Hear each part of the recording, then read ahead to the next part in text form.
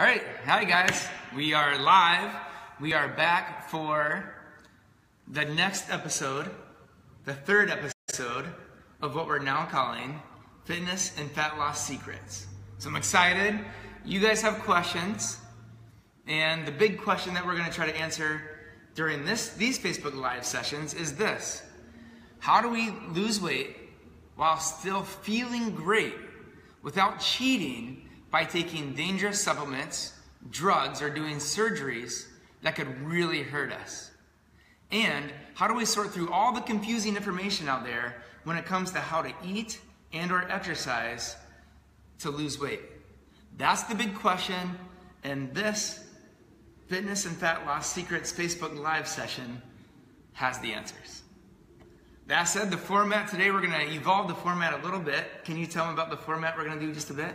Yeah, the format today is going to be one question that's going to be about a 10-minute long answer. That's just going to be diving a little bit deeper into Jay's mind and knowledge. And then we're going to do some rapid fire questions, some common questions that Jay is going to hold his tongue and not say more than the information you need to know sometimes, but he'll just be kind of quick. 5 questions, 5 answers.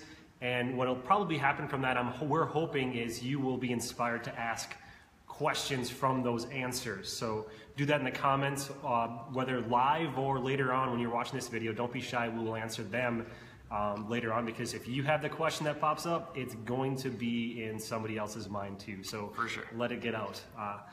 So that's the format, and then we'll kind of transition from the 15 minutes on I believe it's you over here. We're going to be giving you 15 minutes, and then our members will be given the extra 15 minutes on some more questions as well too that are very common and will come in handy for you too. So cool. All right. So should we get rolling? Let's do it. So again, I don't know the question. William's going to ask. He's going to ask, and we'll go. All right. So a question that has come up, and even I want to know the answer to, is cravings later at night. Yeah. Why does that even happen? And how can I be better at handling them? Or what are some of the possible ways that I can help myself with that? Ooh, that's a great one. That's a really great one, right? Because you guys all know, because you're just like us, we all, this happens to all of us, or at least most of us. Maybe I've met someone that doesn't get cravings late at night, but for 99% of us, get cravings at night. Why the heck? We get cravings in, and we all know that we read, don't eat before bed, and all this stuff. So, really great question. The answer is this. So there's a couple things that you need to know about why you get cravings late at night. One is when you wake up in a day, there's something that happens in our bodies called the circadian rhythm. You may have heard that word. Maybe you know exactly what it is, but if you're not familiar, I want to describe it a little bit. So what it refers to is there's a natural rhythm that our bodies go through a day, where at certain parts of the day we produce cortisol, and other part of the days we produce more melatonin. And these produce curves that look like this. So if you were to, when you first wake up in the morning, you wake up and you might not be fully awake, but within about an hour or so, you really get to kind of a peak of about where your energy is going. So it goes up, and within an hour or two of waking up, generally we are at our highest cortisol levels all day. Now, something I want you to know about cortisol is has 2 main jobs. One is it helps us to stabilize blood sugar, big deal, and the other, it helps to repair the body. Okay, so maybe you've had an injury and you needed a cortisone shot. This is just a high level of what our body produces naturally. So it's a great anti-inflammatory. Like if you have a bad elbow or a shoulder, maybe you've had a cortisone injection, and that cortisone injection helps reduce the inflammation, makes it feel better. Our bodies produce cortisol, which is also the cortisone. It's the same steroid, just in a smaller amount than what you would be injected with. So it does that job, but it also does the job of stabilizing blood sugar. Now, so we're back to the morning. 2 hours of the week, we're like this. Now, what should happen is over the rest of the day, it should slowly go down, kind of like this. And that's in kind of the ideal way. What happens for most of us is it goes up, and then in the mid-afternoon, maybe if you experience a lull in energy, you could also say you're having a lull in cortisol production. So it goes down, and then it comes back up a little bit like this, and then it falls like this at night. Well, when cortisol goes down, blood sugar, I told you it's a blood sugar, helps you to stabilize blood sugar, right? So if you don't have very much cortisol, you don't have very much ability to manage blood sugar. So our blood sugar is lower at night because cortisol is lower. And when it's lower, we have a very hard time fighting off cravings because blood sugar is lower. Our body says, go look for food. And but when you're trying to maintain weight and or lose weight for most of us, you have a really hard time making a decision. So then we're left, okay, what do? We know the cards are like stacked against us at this point, right?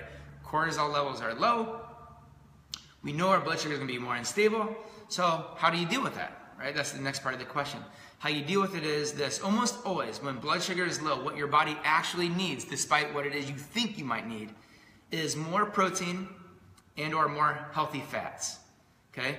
So if you're truly are hungry, could be like, for example, some guacamole and some other kind of protein. You're gonna whatever you had for dinner, maybe some chicken or steak or pork or whatever it is you had. That with some guacamole would be the perfect thing, exactly what you would need. And if you eat just a little bit of that and wait for 20 minutes, then that's going to help a lot. Another thing that can help you a lot is when you feel like you have a food craving at night, is to first start by drinking a full glass of water. Fill up a 20-ounce glass of water, drink it, and wait. Oftentimes, waiting 5 minutes after drinking a full glass of water, you'll realize food craving is gone. In fact, you weren't even hungry, but you were mistaking your thirst for hunger. So that's another great tip. So we have drink the water, eat protein and fat, and then the last thing to do, if you've already done those things and you still have a craving, sometimes what we are craving is something sweet. I don't know if this is for you. It's oftentimes the case for me, and a lot of people that I've talked with, they would after eating or at night, they want something sweet, or they either go one or two ways, kind of the crunchy, salty, like a chip, or the sweet thing, like ice cream or a cookie or something in that direction. If you want something sweet that doesn't have any calories, I would say start with something like sugar-free gum.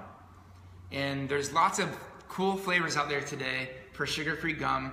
So you can even think about if you're, for me, if I'm going to have gum, typically I'm going for mint flavors. But you can also, there's a lot of other flavors out there. There's strawberry and banana, watermelon, the bazillion flavors. And so, kind of like from the Willy Wonka show, you can find different flavors that might satisfy whatever it is that your thing needs. It's a lot of times just having something sweet in the mouth, even though it doesn't have any calories, can do the trick. So that's a good technique. And I'll give you one final tip on that one. And my final tip that I can think of would be to go brush your teeth. So if you're hungry and you've already done water, and you've already had some other things, and you still have a craving, or even if you don't want to put any food in your mouth, you're really focused on trying to get the most weight off your body as you can, because you have a certain date, like maybe you have a wedding coming up that you need to get the weight off no matter what, and you are focused and you want to get the most weight off. Well, don't eat anything, drink the water, and then right away go brush your teeth. And once you brush your teeth, we are a lot less likely to want to then go eat something, so then we have to redo the whole process. That was awesome. That's good information. Cool. And maybe different combinations of both or multiple tactics at different times too. It's nice to know. Our body sounds like it's kind of tricking us into thinking we need it, so we can kind of trick it right back is what I'm hearing there. That's kind of cool. That's right. There are ways to do it. Little biohack. Right. Yeah. Right. That's good stuff there. One is just understanding what's going on. Yeah. Cortisol's low. Right. Hey, my blood sugar's going to be low. I'm going to have cravings. That's going to be there. And then, okay, what are 3 or 4 solid things that I can do as action steps to deal with it, to manage it, right? Yeah. Definitely. Cool. Good stuff. That helps me, and hopefully it helps a lot of you out there then too. So it is about perfect timing for our rapid 5 questions in a row. So about a minute long, including my question as well. Or less. So the goal is 5 questions in 5 minutes or less. Gotcha. So if I do it less, it's less. We'll get some horns blowing if you achieve Yeah. it. Yeah. So here it comes. The first question: is coffee good for me? Ooh, good question. You guys like coffee, right? Most of you do.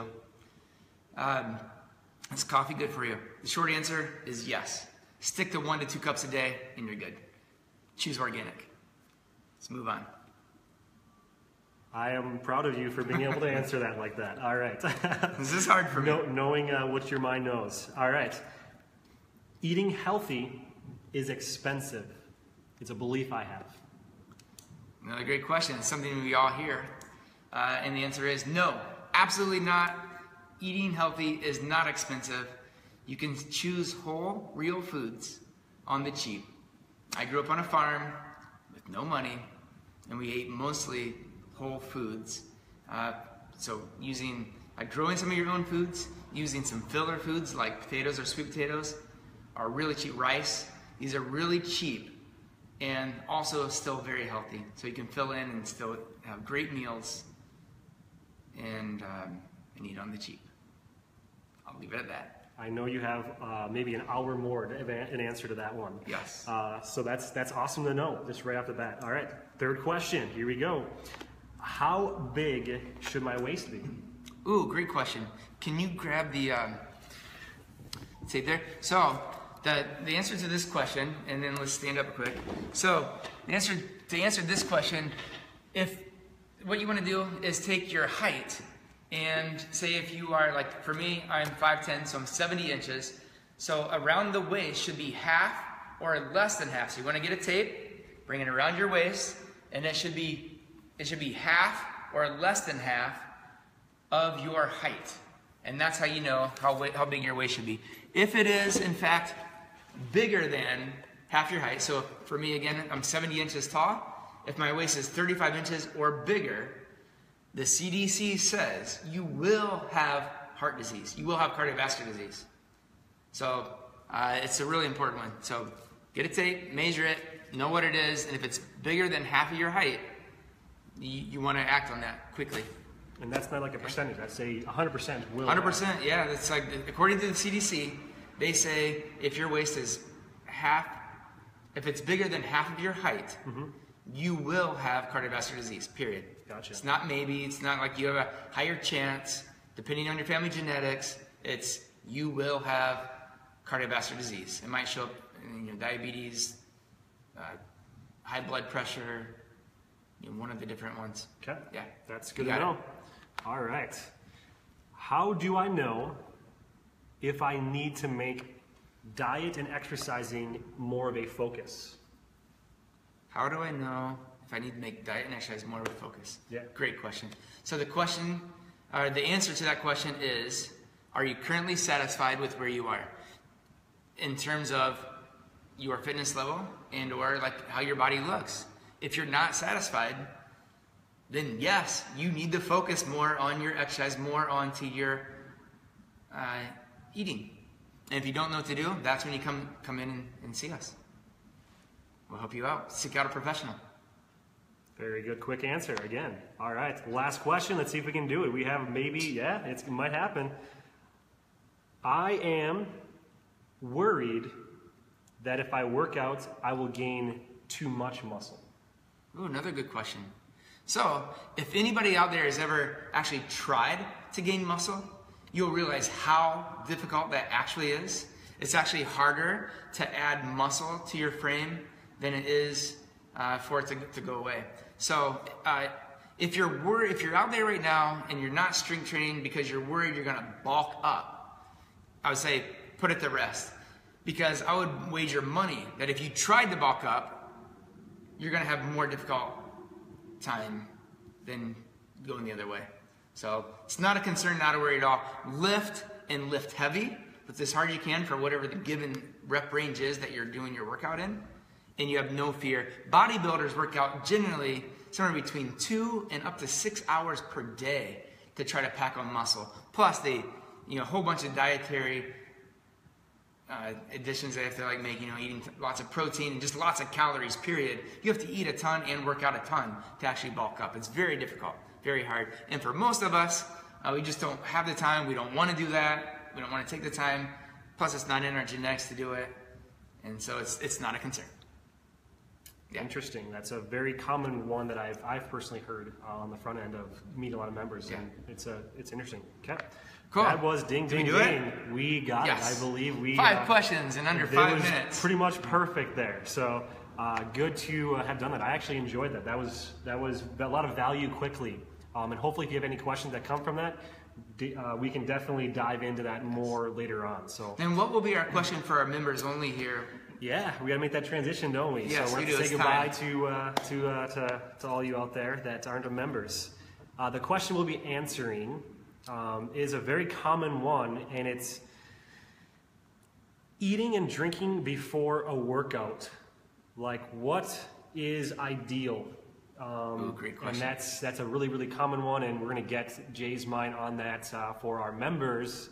Cool. Coming up here. Sounds good. So for you guys, stick around. For you guys, I'm going to say goodbye right now. But if you're not yet one of our prize members, what I want to say to you is please come try us out. Coming into the door oftentimes is the hardest first step. Come in, we're going to sit down with you. We're going to take great care of you. We're going to take you in a step-by-step way to help you realize your own fitness and fat loss results. And you can do that for free.